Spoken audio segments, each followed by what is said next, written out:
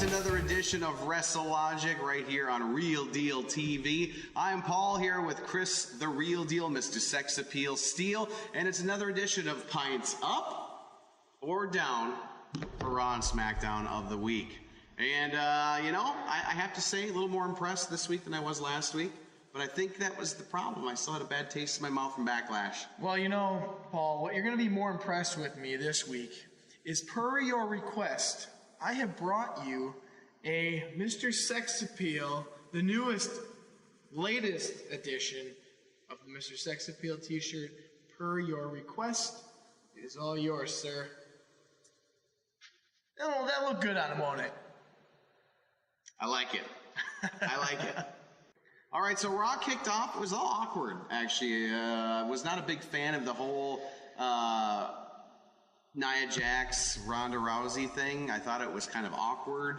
That was awkward. I mean, they had this interview, and even my girlfriend goes, "Are they friends?" I go, "I'm not really sure what that was," but they challenged each other-ish, kind of. Nia challenged Ronda. Ronda was surprised. Ronda looks at her and goes, "Okay." I know, it was borderline cringy. It just the whole, I don't know if it was because it was wasn't in a wrestling ring or what, but it just seemed really awkward to me. So although I'm kind of excited to see the match. Interested to see how the outcomes go. Yeah, I am, but I think it's a little too soon for Ronda to have a title match already. Well, yeah, because here's the thing, what's going to happen? Are they going to have her win and then it makes Nia look terrible, or are they going to have Nia win and then Ronda not only has lost her last two matches in UFC, but now she loses her first title match? Or is it going to be some sort of DQ? I don't know. I think it's a no-win for either of them, to be honest. I think it was too soon, but you know what? We'll see WWE, they have a plan. They always have a plan, so we'll see what happens. Whether we like it or not is another story.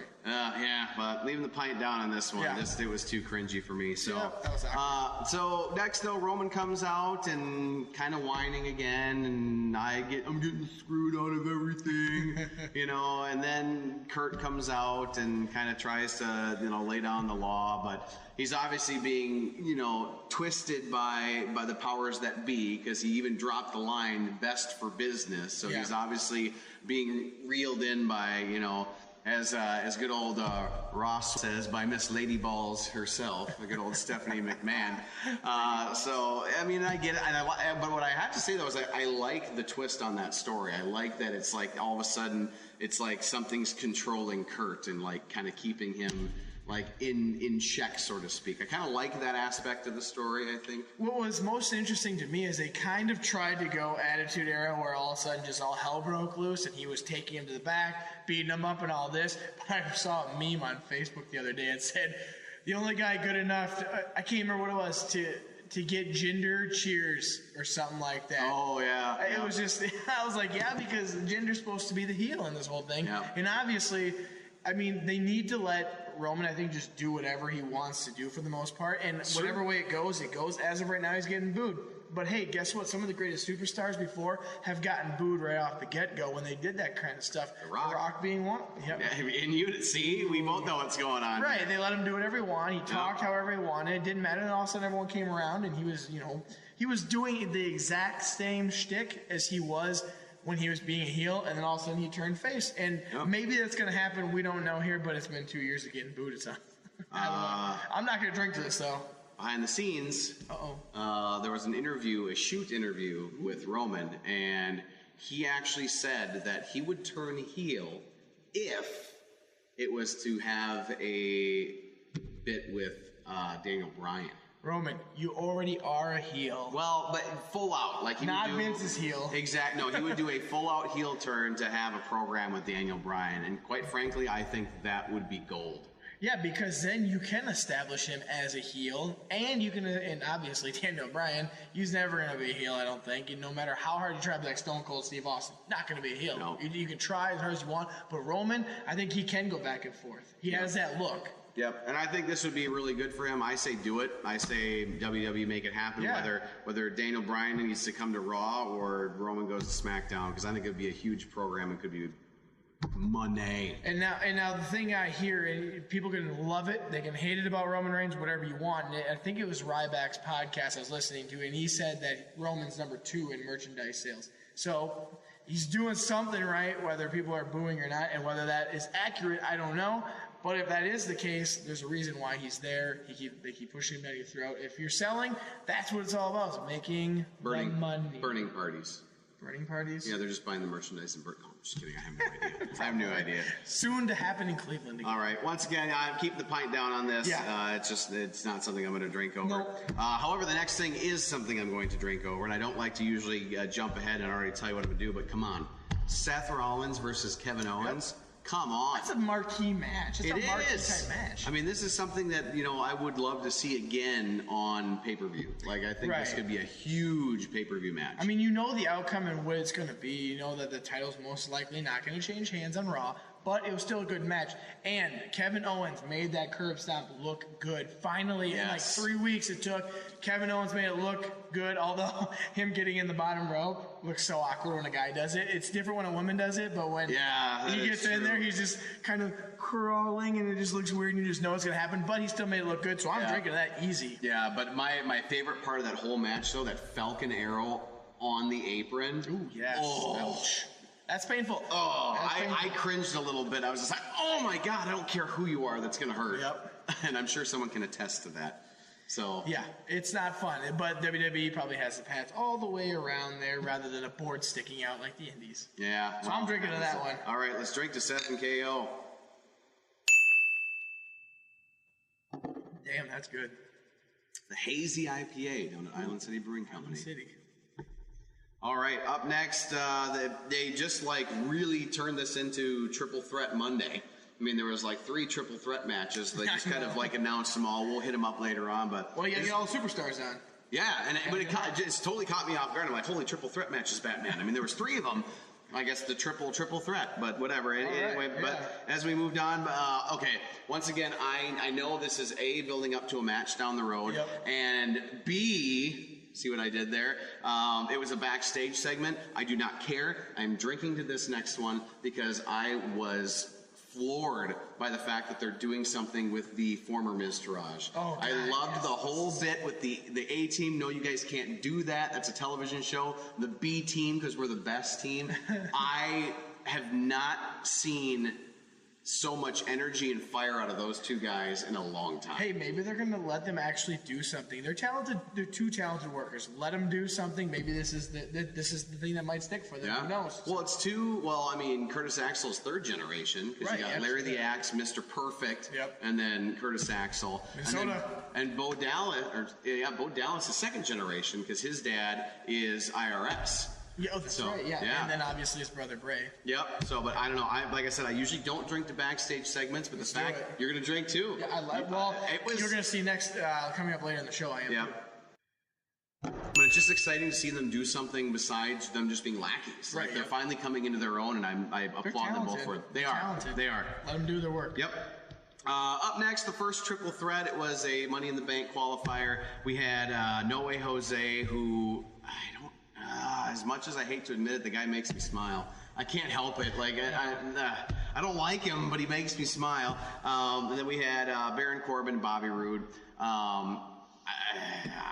Personally, I would have rather just seen it be Bobby Roode versus Baron Corbin. Yeah. Personally, but I don't know. They all worked well together. Even No Way Jose got some decent offense and it looked okay. I'm still on the fence right now on where I want to go with this. As much as I did appreciate that Bobby Roode won this, I just, until he turns heel, I'm going to have a really hard time drinking to Bobby Roode. I'm drinking to this because of Bobby Roode. That's why. I love his gimmick. I don't care if he could be heel and he could be face. It's like Ric Flair. He could be either or, and you're still going to like him or love him for what he does. And I don't know, he's got the flair. He does. Funny. But he makes everything look good, and if he's a heel, I'm still going to cheer for him. If he is the face, I'm still cheering for him on that note. So he's got the it factor that some people just do not have. I'm drinking to that because of him, and he actually got the win, too. So I'm drinking to that one. You make your decision. Do you know if I don't, this would be the first time that you drank and I didn't? Well, there's a first for everything. In the hopes that this is going to turn something over really good for Bobby Roode, I'm going to drink to it. Hey, I persuaded him. Plus, it's hot and I want to drink. Yeah. Okay, up next, backstage segment, Kurt Angle talking with Kevin Owens. Kevin Owens thinking he was screwed out of the match with Seth, which how do you come up with that? I don't know. And it's just him being a sleazy heel, which is what he is. Yep. And, of course, him saying, like, I need to be in the triple threat match later because Jinder was hurt because he got beat up, but Jinder still thought he could perform. So he's going to call Stephanie McMahon and whine to her because apparently that's his mom now, and going to whine to mom, and mom's going to let me in. So, but at the same time, it works well for his character, and it's fun. So I can't razz on him too hard. It's a good heel persona to have. You got to have the whiny guy. He's the whiny guy now, and it works. So not something worth drinking over, but well done, Kevin. And yeah, Jinder, like I was kind of surprised at this part because this is usually something you'd see a face do.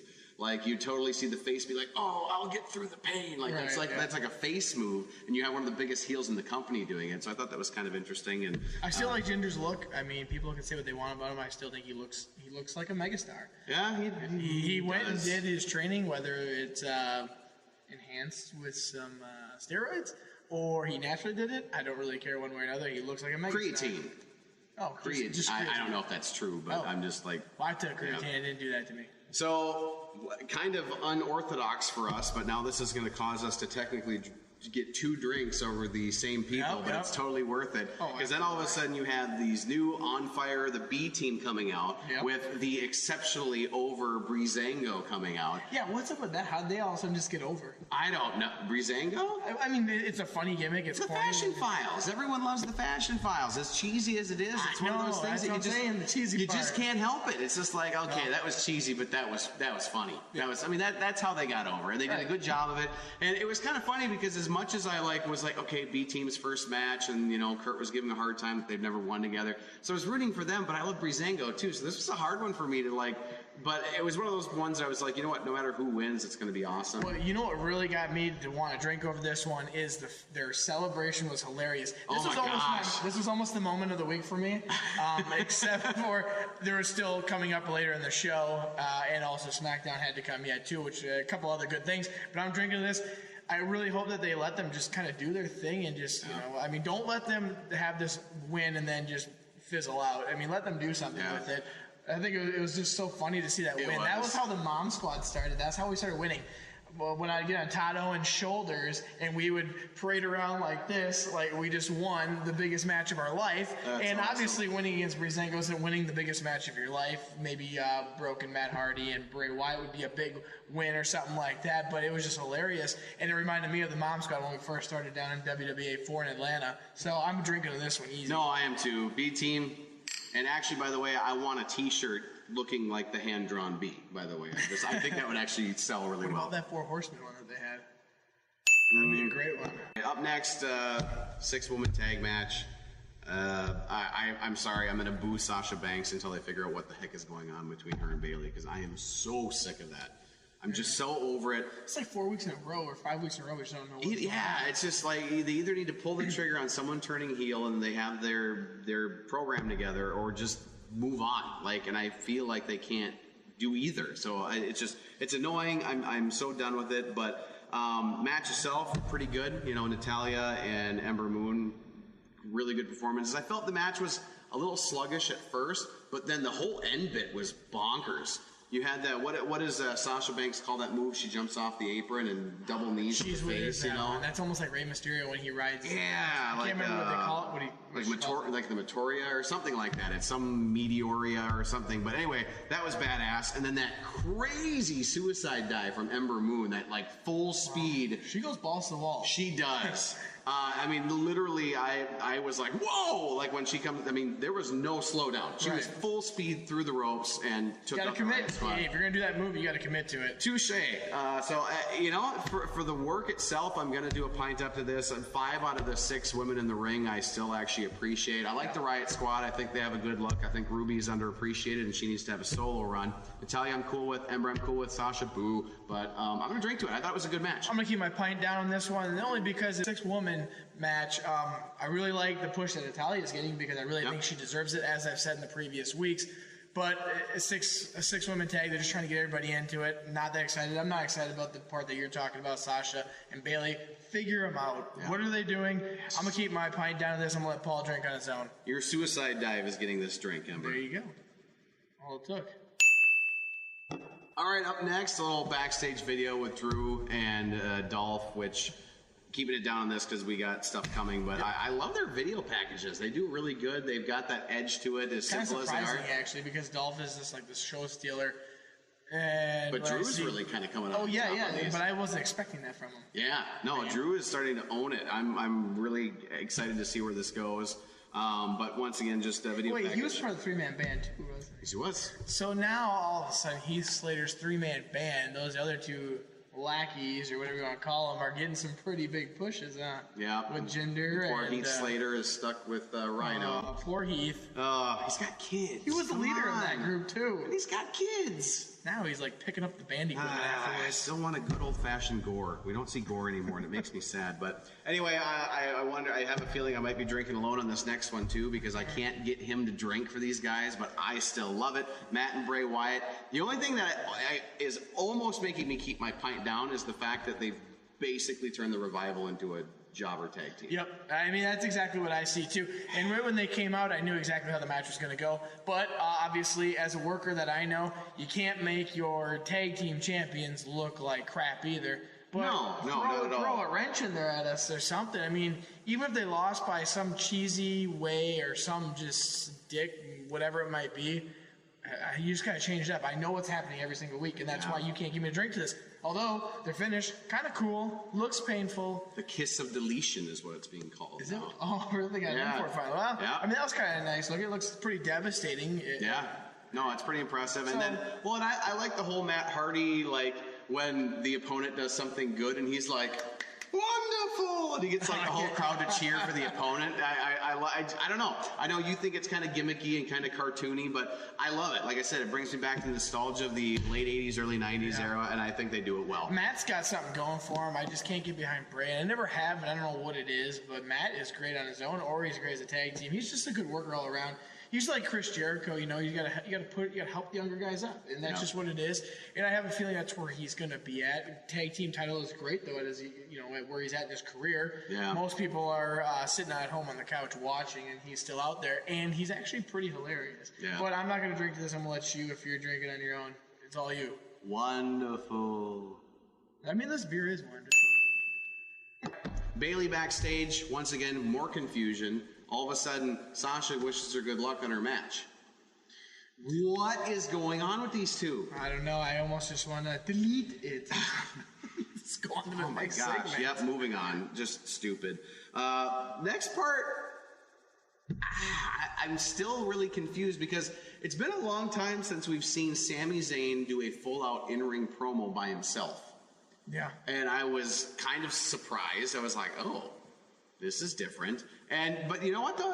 In the end, though, it was kind of a weird promo. The fact that he's, like, bringing Bobby Lashley's sisters in next week to like, get down to the real Bobby Lashley. And I think the funny thing about this is I think if anyone else had done this promo, it would have crashed and burned. But because it was Sami Zayn, like, it was entertaining. And I honestly, now I'm saying, okay, I have to watch next week to see what the hell's he's going to getting happen. really good on the mic, and it's just no doubt. And I didn't expect that from him. No, not at all. I don't think I'm going to drink to this. It was a really good promo, but once again, the only reason it was a good promo is because it was Sammy delivering it. Because, if anyone else had even tried to do this, it would have been, like, cringy. Yep. Like, borderline cringy. So, I got to keep it down on this. Up next, women's triple threat match. Hey, another triple threat. Yeah, I know, right? We have Bailey, Mickey, and Alexa.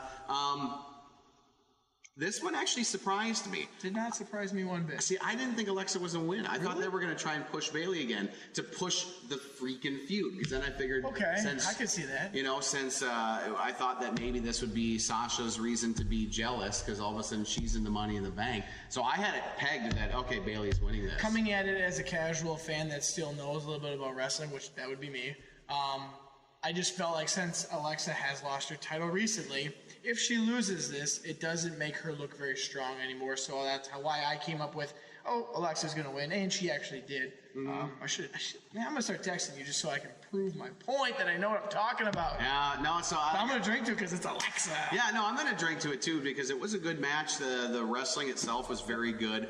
I actually like that Alexa won because I feel like she shouldn't get pushed out of the championship. I don't think so either. And she'd be another one of those ones, kind of like Carmella, that would do one of those sneaky cash-ins, and I could see her doing that to Ronda down the road or Nia, and so I like that. I like the edge of a heel being the Mr. or Mrs. Money in the Bank because I'm more invested that way. Although, I mean, you do have the moments like when Seth Rollins cashed in as a face. I mean, it was one of the biggest moments. And Dolph too. I mean, those were big moments. Yes, those are awesome. Although those are exciting moments, there's just something about having a heel as Mr. or Mrs. Money in the Bank that you're just always like, oh God, what's going to happen? Yeah, are they actually going to win? So I'm going to drink to it too because I am looking forward to seeing what they're going to do with Alexa from here on out. Bailey, get back down the card. Ooh. I'm sorry, I will not cheer for Bailey or Sasha until they figure that out. No love from Paul. Not going to do it. I'm sorry. I cannot be a part of that. Nope, done. Don't care. Do not care. Up next, backstage, this part made me laugh a lot.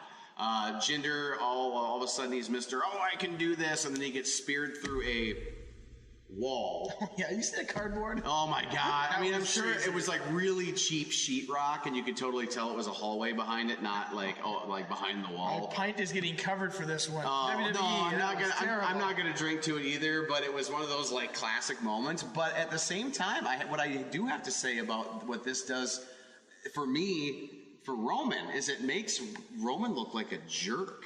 Like, faces don't usually do these things where I attack the already hurt person. Maybe they're trying to Stone Cold Steve Austin. I don't know. I just hope they turn him heel. I think he would. I would actually cheer Roman as a heel. I would. And will the kids buy his merchandise? Well, probably not. That's the problem. And it's all about money. Vince loves big sweaty men. Ooh, did I say I'm starting to sweat right now. So Vince, call me. All right, up next though. Oh my gosh, so good. I mean, a good one.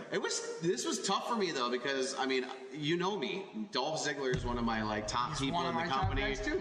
But it was hard because I'm also a huge Finn Balor and Braun Strowman fan. So that was when they first announced the match earlier in the night that it was going to be Braun Strowman and Finn Balor, which why they got paired up still kind of weird, but whatever. Versus Dolph and Drew McIntyre. Yeah, that is an odd pairing. It is, but I looked at it and was like. The odd couple of the dance. But it wasn't even that. I'm just like, well, who the hell am I going to vote for? Who am I rooting for here? Well, they're all good. Here's what got me. As you said, though, when they announced it, you're kind of like, what the heck? But then the ending of the match, though, I'm definitely drinking to that because I wasn't expecting it. But here's what I was thinking, though. I know in the previous weeks I've talked about, we're like, well, what's going to happen with Dolph and Drew? And we're like, are they going to be this official tag team? And I said last week, I think they are. This just kind of solidifies what I was talking about last week. They are a tag team, I think, that's going to do some damage in the tag team division. And this just proves it with a win over Finn Balor. I mean, that's a pretty huge win. I knew they and me are thinking opposite on this. See, well, okay. I'll let you finish. If they pin Braun, it makes him look weak. But they could pin Finn, but having Finn lose is a pretty big deal to me. And then... with a little bit of shenanigans, so it doesn't make him look completely weak, But then you see that shoulder tackle. Holy cow.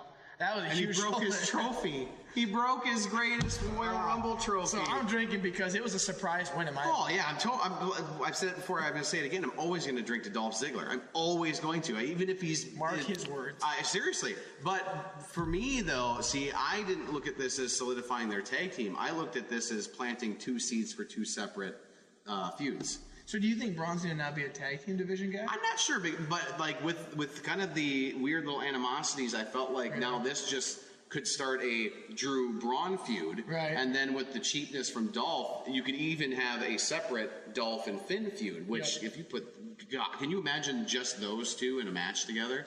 Yeah, I mean, that's big or time. Both of them. That's big time. Yeah, both of them would be big time. Either which way, great match, great storytelling, and almost as much drinking to the sadness of the breaking of the greatest Royal Rumble trophy. Drink. All right, so final triple threat of the night: Elias, Jinder Mahal, Bobby Lashley. But wait, no, now Jinder's not in it because of the spear through the wall. He can no longer compete. So who comes out? KO. Hey, he got his wish. He did get his wish. I'm sure he talked to Miss Ladyballs. Thank you, Ross. You're the man. But great match, though. Yeah. Three great guys that all know how to throw down really well. I'm another hard one for me to call, though, because I could have totally seen Elias going on to Money in the Bank. KO, I thought, really deserved a spot, too. And then, of course, Bobby, because we don't know what the hell is going on with Bobby Lashley. But I like that there was shenanigans, because it still kind of protects Bobby a little bit, because it's like he would have won had Sami Zayn not pulled him out. Now, I'm going to drink this because I like the finish. I was actually expecting Bobby Lashley to win, and he finally got a tag team match. Thank goodness. Right. See what he can do here. But KO winning, it makes sense. But I was actually expecting Bobby Lashley to, because they obviously brought him back for this whole big return, which really, I think to you as well, hasn't been that big of a return. But KO winning is definitely a thumbs up for me. So I'm going to drink to that one, definitely. Me too, but I called it wrong too. I thought Elias was going to win. Okay. So, I would have seen it that way too. Yeah, but no, KO being the curveball in there, and, way to go, KO. We'll see what Money in the Bank. So that was Raw in a not really a nutshell. We basically explained everything that happened in Raw. Okay. There's no nutshell. There's no nutshell. But 8 pints up for Raw. It's better than the last couple of weeks. Oh, man, and I'm feeling good after 8 drinks. Ooh. Well, yeah. Come on, SmackDown, help me out more. SmackDown's going to help us out. But remember, SmackDown gets how many drinks, Chris? 3. 3 free drinks, because it's an hour shorter. So we'll see if they needed it this week or not. Let's move forward. Daniel Bryan kicking off the show with an interview with Renee Young. And I forgot to mention this during the Raw segment, but what a crowd in London. Yeah, they were really good. Oh my gosh. The chants, the cheers, the noise level. I mean, heck, in this interview alone, Renee couldn't even, talk. She kept laughing because the crowd was cheering so much for Daniel Bryan. And if they didn't tell you where this was at, you would think it was in the States. You would. Yep, you wouldn't have a major city like Chicago, Philly, New York, but no, the London crowd, crazy. And I just got a quick sidebar. When you get a crowd like that, it makes it so much more entertaining to watch. Absolutely. So London, thank you for making Raw and SmackDown this week just really entertaining to watch. But anyway, so Daniel Bryan comes out, does his shtick about, Renee's asking, well, how do you feel about losing to Rusev? And, of course, he's disappointed and kind of calls out that he wants a championship run against AJ or Shinsuke, of course, could be in this case, since that's where the feud's at now. But then, of course, Big Cass comes out and just starts tearing him down, and personal shots, too, like with him and Brie. And, and I know that a lot of other people just really don't like Cass right now. Good. His job. I like where it's going. I like that and I know that he doesn't have the momentum that Daniel Bryan has, and a lot of people think that he's keeping Daniel Bryan's push down, but I think it works. I think Daniel's happy to help someone else out, kind of get built up, which I think this is more for, and I think that Big Cass is going to be in the main title scene here. And I'm drinking this because it was so personal, and then the beatdown was even better. Well, that was the thing too. That was exciting. I mean, you have an underdog story, but the underdog keeps kicking the other guy's ass. and not only that, Cass was selling very good. Yes, he was. In that submission move. Oh, Cass was selling big time on that, and I love that, because that's what you need to have. You need to sell that kind of stuff in order to make yourself. Okay, so if you talk to anybody, if you can sell, you don't have to take a bunch of bumps, because then everything looks so much more devastating. And if you're a worker, such as me, you want to take less bumps, trust me. At the end of the day, you don't want to take a bunch of goofy bumps. So if you can do that and you can sell well, you don't need to do that anymore. And Cass sold well. Daniel Bryan gave him a beat down. It was personal. I loved it. I'm drinking to it, absolutely. Oh, me too. It's DB, Daniel Bryan. Now that Doc Cider Double IPA from Island City. Oh, man, that is a tasty beverage, in the words of Stone Cold. All right, out next, Miz. Awesome. And he's just coming out to watch the match, but still was awesome. He just gets such an ovation when he comes out, whether it's booing, whether it's cheering, doesn't matter. He gets an ovation. But he was just coming out to watch the next match, which was the Bar versus the New Day, with the stipulation, whoever the winner was, someone from their team gets to go on to Money in the Bank, which I love this stipulation because that's already breeding tension in the tag teams. Because whoever wins, you know, I know the New Day seem like they're this perfect, cohesive unit, but come on.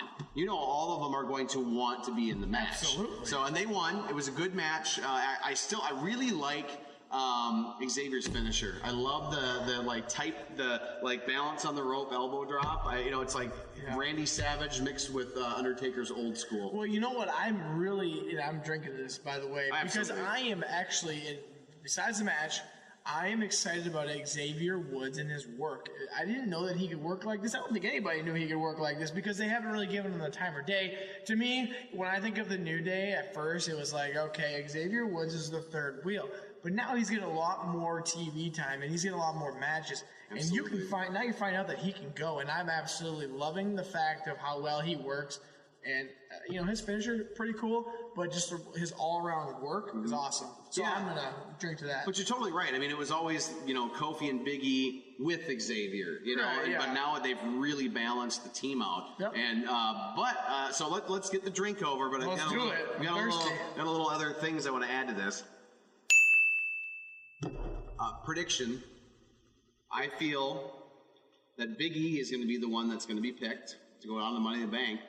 And it's going to cause some tension and could finally be the breakup of the New Day. And I think Big E is going to get a singles push once this is all said and done. I could be wrong, but I just feel that this is the time. I think Kofi and Xavier might still stick it out as a tag team, but I think Big E, this could be the start of him going his own way. Hey, you've heard it first here from Paul. All right, so just a little Bludgeon Brothers behind-the-scenes thing. They're doing another creepy promo, which I like these.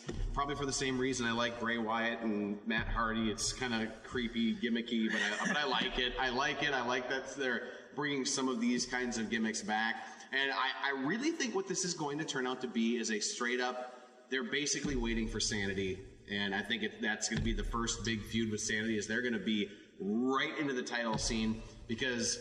I mean, look at the way they're swinging it. They're basically saying there was no one on the tag division that can hold up to the Bludgeon Brothers. Right. Yep. And I just think that Sanity is just going to get a monstrous push right out of the gate, right into the title scene with the Bludgeon Brothers. Is this drink worth drinking over? No, not until we see what happens because of this. Exactly. I do like the promos though. I think there's an edge to them that I don't think we've seen anything like that in a while. It kind of reminds me of the old Mankind promos where he was in the boiler room type stuff, which I loved that when I was younger too. Still like it now. So, but well done. Looking forward to seeing what happens with the Bludgeon Brothers. Yep.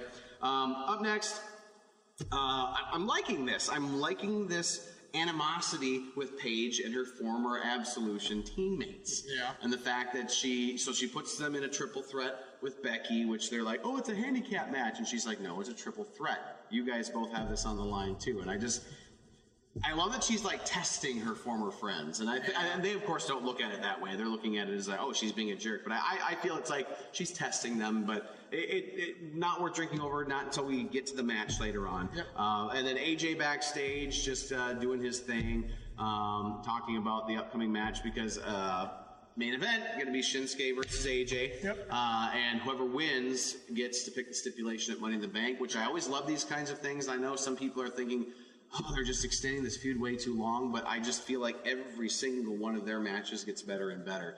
The debut of Andrade Cien Almas. Now, when the match got over, I was like, I am not drinking to this. That was just a squash match. They could have done so much better. But I am going to drink to this because I loved the fact that the promo right afterwards basically said just that. Basically, they were like, this was not worth my time. Like, he's totally healing up on this, and I loved that. So if that is how they're going to package him, that he is just too good, I can get behind that. So that's why I am going to drink to his debut, just because of... But if they hadn't done that promo afterwards, I would have said, but... I'm going to let you drink on your own to this one. It was just a jobber match, and it seems like they do this to a lot of guys.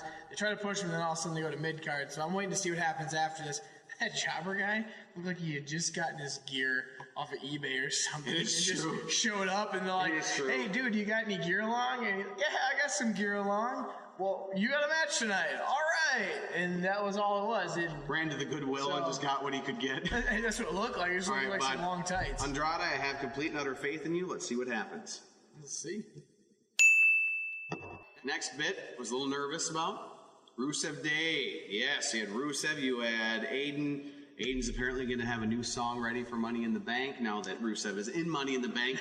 Yes, so excited about that. Paul's excited. I am. But then I got nervous because then Lana was there, and I'm like, oh, is she still going to try and kind of give that whole Aiden's holding you down? But no, they were totally a cohesive unit. And what did I say? When this first started happening, I said, just let them be a trifecta together because it can be gold. But Paul, this is just a matter of time before they break up. No, I don't think so. I think this is going to go for a while because it's entertaining. They all blend very well together. I like the addition of Lana. She's not bad to look at. So I was going to mention that because she's starting to look a lot more revealing. And I don't know what was going on. I mean, it's Lana Day as far as oh my gosh! And whatever she did with her hair, dang girl, woo! You keep that up. But it was just good. It was. There was some good chemistry there. I really like how they're going with this. But the one issue I have is, I feel like they really can't decide if they're heel or they're face, because I feel like things they say, they'll say one thing that's heelish, then the next thing will be kind of face, then it'll be heel, and whatever. If you're just going to keep walking that line, I'm still going to love you, Rusev, and I don't care what you say. I'm drinking. I'm drinking this too because I'm just waiting for the bomb to explode and they all just fall apart. Paul's devastated, but Rusev will be on his own. He'll be with Lana. Lana's not bad to look at, so I got to drink to that too. I'm drinking this just because I just think eventually what's going to happen is it's going to just boom. It's going to blow up. Aiden English is going to go his own way.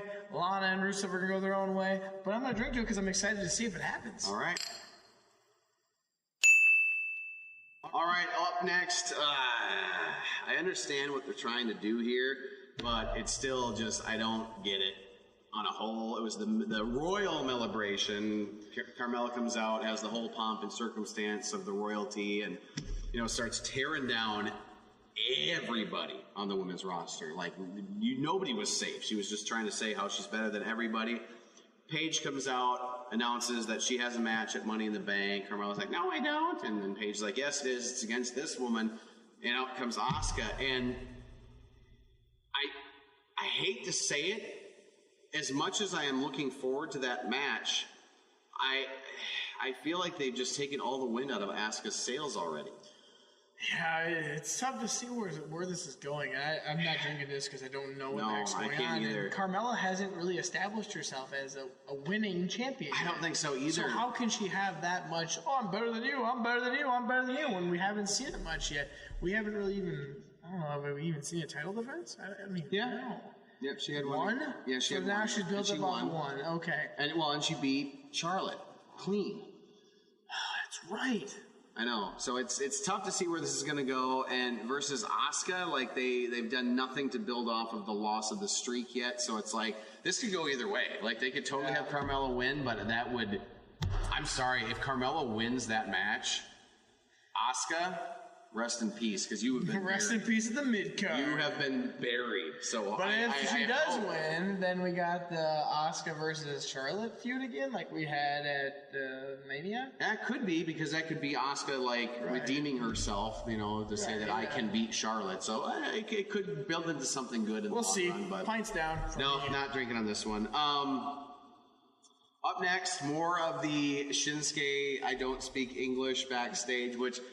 It's entertaining as hell to me. I love it. I love Shinsuke as a heel. I thought this was one of the best decisions WWE's made in a long time for a full-out heel turn. Not drinking to this yet because we're upcoming. There's much more to come on this. Then we had Triple Threat. It was Becky versus the Absolution Remnants, we'll call it, because they're not because Absolution is dead, according to Paige. But you know what? It wasn't the best match, but I'm drinking to it because it's about time they started giving some momentum back to Becky. It has been way too long, Man. and I'm sorry, but ever since she lost the SmackDown title, they have given her nothing. And to me, this is finally something to give her some momentum again. And you know me, I love Becky. She's my girlfriend. Yeah, and I like Becky's work too. I feel like they've, like you said about Asuka, they're taking the wins out of her sales. I feel like they've already done that to Becky now, so she gets a win out of nowhere. But was it against anybody that's relevant? Jeez, I don't know. Well, what I liked about it was she overcame the 2-on-1 technically, even though it was a triple threat. I like how they did add some the animosity between the two gals from Absolution. I think is good, but it was a little bit confusing because there was that last hit at the end where she's like, "Oh my gosh, I hit you," but it's like you've already hit her like 30 times in this match already. So that was a little awkward, but it's Becky, and I have to drink because if they're finally going to give her some momentum, I have to drink to that. Drinking alone because I'm there. You drink alone, Paul. I drink alone. I love you, Becky. Samoa Joe on a mic, on a selfie cam. The man is gold. The man is, I cannot honestly think of anyone else who's hotter on a microphone right now. Dude, he has got it. I mean, he's got the mic and in the ring. I will say, though, I was disappointed that that's all we got from him.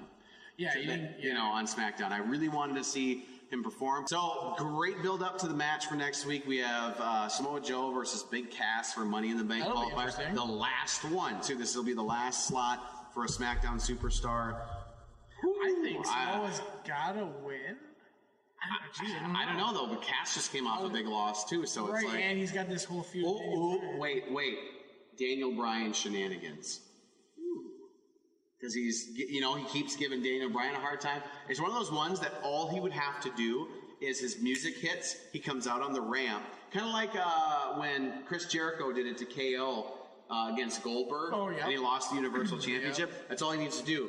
Music hits, he comes out on the ramp, Big Cass starts yelling at him from the ring, Coquina clutch, done. So then it's shenanigans, so it doesn't make Cass look too bad, but still gives Joe the win. Yeah, I don't think you can have him lose clean. I don't think so either. Of a guy. So that's my prediction on that one. There's going to be some Daniel Bryan, hey, bro, and then Coquina clutch. Yeah, well, I'm excited to see where they go with Joe, because I love his music is awesome. It just gives me pumped. His music is awesome. His mic work is awesome. His wrestling is awesome. I love his style of wrestling because it's kind of like mixed martial arts and wrestling all together. It's really good.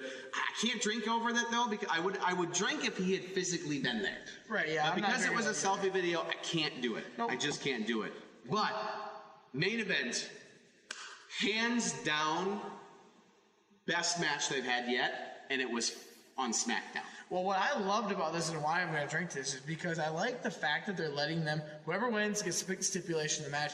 Kind of a cool concept because what more can you do with these guys? How many matches are they going to have before something gets completed or they finalize whatever this feud is? I like that they're going to allow that whoever won gets to choose a stipulation, so I'm gonna drink to it because it's a good end. It's a good match. I'm drinking. Gives it a reason. Yeah, I'm totally drinking to it too. I honestly, I just said I'm gonna say it again. This was their best match yet. This was what, fourth now? I think so. Their fourth match, and I honestly feel that this was their strongest match. The pacing was really good. The move sets itself was really good, and I loved the ending. I loved the whole he hit me in the junk, and the ref's like, oh, what? And then the reverse exploder, Kinshasa. So once again, him using his heelish nature to get back at him, and then using the whole low blow thing. Well done, drinking to it. Perfect. All right, now we got the moment of the week. Paul, my moment of the week is I had a tough time because I had 3 different moments, but mine is going to be the surprise win on my book of Dolph and Drew McIntyre over Braun Strowman and Finn Balor because I wasn't expecting it, and the match could have went either way, but getting that win with Dolph over Finn, it's starting to build Dolph back up. So finally, Dolph, I'm excited that happened, and also the shoulder tackle to Drew McIntyre looked devastating. Oh, God. I'm drinking to that. Thank you very much. It's not counting for a drink. He just is thirsty.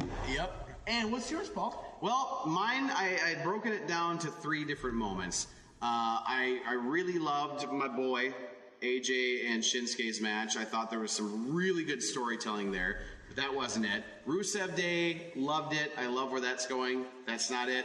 I have to go with Monday Night Rollins and KO. What a match. Some of the spots were so brutal. The Falcon Arrow, that reverse fisherman's brainbuster off the top rope from KO. That just looks terrible to take. Oh my gosh, but it looks so good. I just got to hand it to them. I mean, and that, what is that, twice in a row now that Seth Rollins has kicked off a show and set the bar so high. Seth, you honestly can't do any wrong right now, and I really appreciate what you're doing. And you want to talk about a guy who, if you follow him on Twitter, follow him on any of his social media, you want to talk about a guy who absolutely takes pure and utter joy in what he does. He posted a picture of himself doing this dance as he was coming out in London, and I even retweeted it and said, "This is what pure joy in what your job looks like." Yep. And I gotta tip my hat to you, Seth. Keep up the good work. You are the GOAT right now. You really are. You're the GOAT. So I'm drinking to that. Awesome. Yep, that's worth it. And how it breaks down, kind of surprising. Tie. I know. I thought Raw actually had it this week, but I guess not. You know what? So technically SmackDown still hasn't lost in a while, but it's a tie. So Raw's starting to bring it back, which it's about time. I just feel like there's been such lackluster storytelling on Raw lately. Seth Rollins. He has been carrying that show, but I feel like they're finally starting to get their ducks in a row a little bit. So I don't know. It's going to be interesting to see what next week brings. Yes, very good. So, but once again, that was another edition of Pints Up or Down with WWE Raw and SmackDown. Once again, a tie for the week. We'll see what happens next week. But we'll be back with another edition. Make sure that you like the video, that you subscribe to the video. Leave your comments below, too. We'd love to know what you thought. Maybe you think completely differently than what we thought. We'd love to know because, sometimes we miss something. So share it, like it, comment on it, or heck, even if you want to dislike, you thumb it down if you want to. We need to know what we need to work on. But anyway, this is WrestleLogic, Pints Up or Down. Tune in next week. Chris, the real deal, Mr. Sex Appeal Steele. Hey, and if you want to book me, Chris Steele, contact me, email chrisjacobson18@yahoo.com. If you want to hit me up on Facebook, Chris Steele. If you want to hit me up on Instagram, it's Chris Steele25. Book me at your next show. You need some sex appeal, Paul. Heck yes, you do. Why do you think I have him on this show with me? That's why. Lord knows I don't have it. We'll see you next week for another edition of Pints Up or Down.